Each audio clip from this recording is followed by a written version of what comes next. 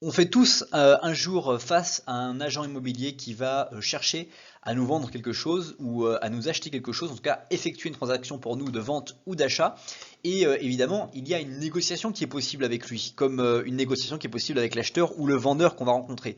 Mais comment s'y prendre avec ce mec qui paraît super sympa, super cool et qui paraît ne pas avoir de défaut de prix à bord? C'est ce qu'on va voir ensemble dans cette vidéo.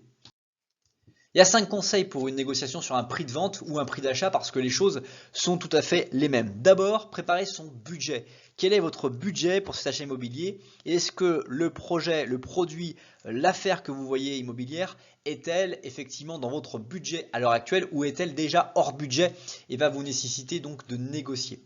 Ensuite, soyez à l'écoute du vendeur en comprenant par le biais de l'agent immobilier exactement quelles sont les attentes du vendeur, quels sont les points de négociation, quels sont les points de conscience du vendeur sur son bien, les défauts ou les points de conscience qu'il a, de manière à pouvoir bien les utiliser dans votre proposition d'achat ou de vente. Ensuite, gardez la tête froide et soyez patient. Ne vous laissez pas embarquer par une technique de l'agent immobilier vous faisant croire que le bien est déjà sous offre ou autre.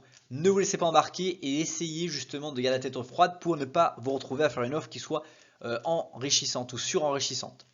Ensuite, identifier et budgéter les travaux parce que très souvent une erreur des novices, c'est de ne pas considérer les travaux qui vont être nécessaires à réaliser et qui vont nécessiter de l'argent supplémentaire dans le budget travaux ou dans le budget d'acquisition du bien en question.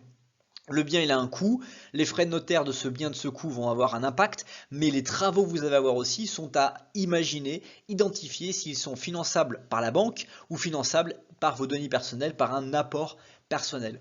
Autre technique, c'est le fait de négocier en face à face avec l'agent immobilier, voire le vendeur et l'acheteur. Plus vous allez négocier en face à face, pensez-vous, monsieur l'agent immobilier, qu'il y a une marge de négociation sur ce bien? Quelle est cette marge de négociation? À votre avis, le vendeur a prévu quoi comme marge de négociation sur le prix de vente?